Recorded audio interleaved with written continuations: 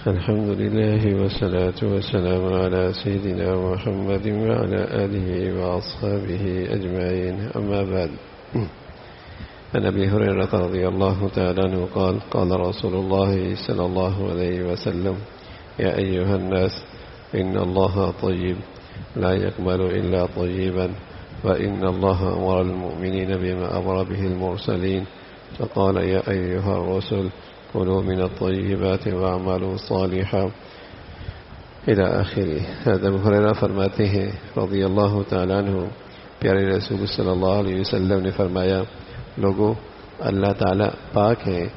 اور وہ صرف پاک ہی کو قبول کرتے ہیں، اور اس نے اس بارے میں جو حکم اپنے پیغمبروں کو دیا ہے وہی اپنے سب مومن بندوں کو بھی دیا۔ پیغمبروں کے لیے اس کا ارشاد ہے: اے رسولو، تم کھاؤ پاک اور حلال غذا اور عمل کرو نیک، میں خوب جانتا ہوں تمہارے اعمال۔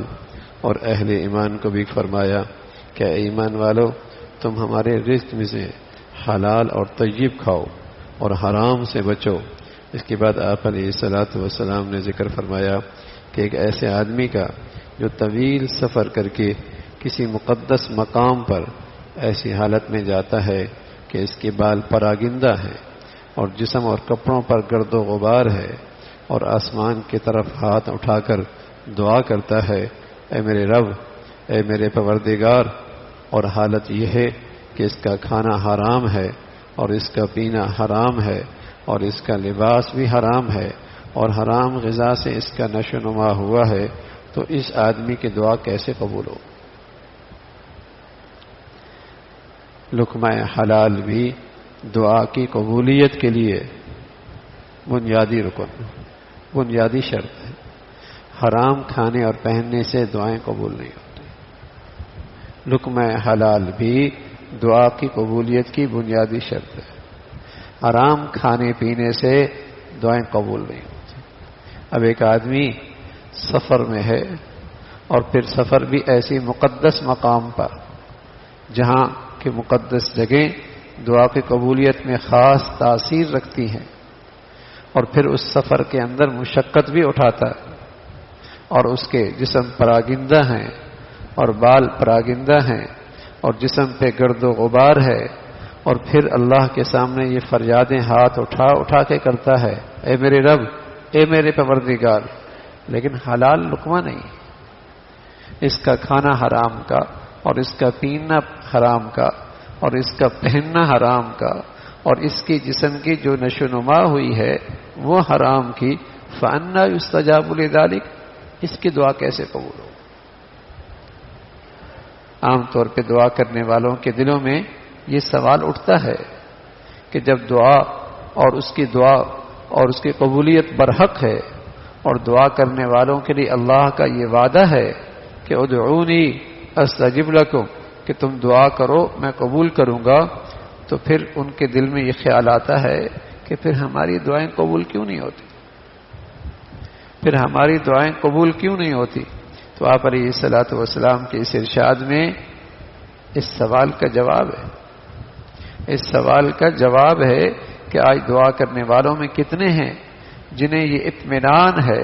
کہ جو وہ کھا رہے ہیں اور جو وہ پی رہے ہیں اور جو وہ پہن رہے ہیں وہ سب حلال اور طیب ہے،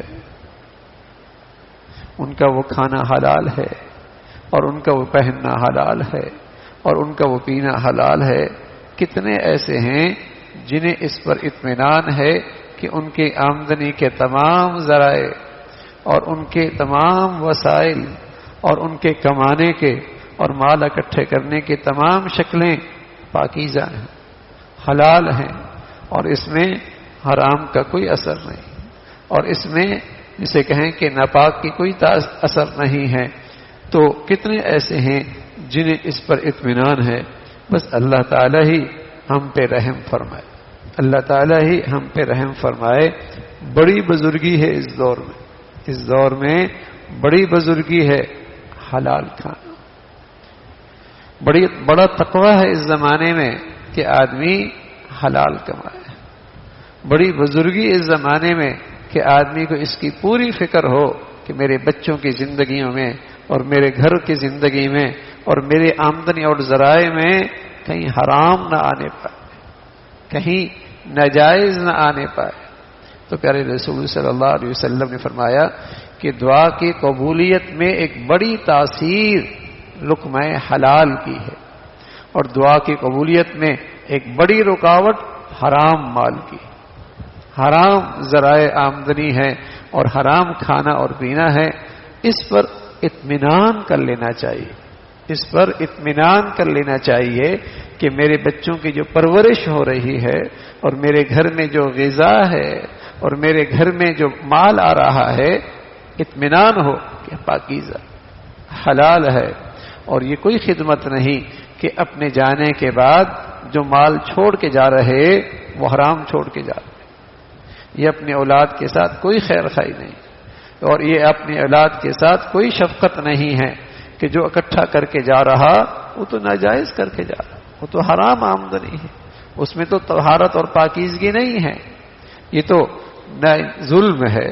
اور یہ تو ان کے ساتھ زیادتی ہے، اور ظاہر ہے حرام مال کا اپنا اثر ہو،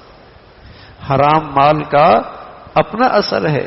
تو اللہ تعالی حفاظت فرمائے اور ہمیشہ لقمہ حلال عطا فرمائے، اور ہمیشہ اللہ تعالی رزق برکت والا عطا فرمائے۔ اللہم لک الحمد کلو ولک الشکر کلو، اللہم اعنا علی ذکرک وشکرک وحسن عبادتک، اللہم اعنا علی ذکرک وشکرک وحسن عبادتک، نستغفر اللہ ونتوب الیک، نستغفر اللہ ونتوب الیک، سبحان ربک رب العزة عما یصفون وسلام علی المرسلین والحمد للہ۔